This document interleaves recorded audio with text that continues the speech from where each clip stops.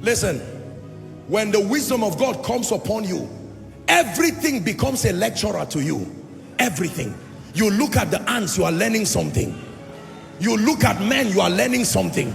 You look at fools, you are learning something. You look at wise people, you are learning something. You look at plants, you are learning something. One day, I sat down somewhere and I was watching a tree, and I saw leaves falling under the tree, and I was just watching quietly, and the Spirit of God spoke to me.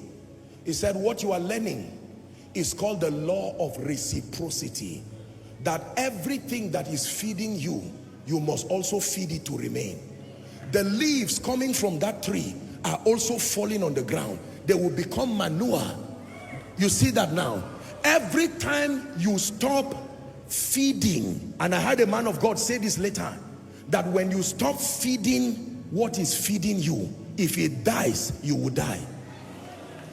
So when somebody is a destiny helper, you also water that person's life by praying that what is making that person have the money to give you, may it continue. That is you feeding what is feeding you. I'm giving you wisdom. Hallelujah. Yeah. Wisdom. It takes wisdom for a man to understand that when you don't pray, it's not just about backsliding spiritually, it is pride. Because prayer is the highest demonstration of humility.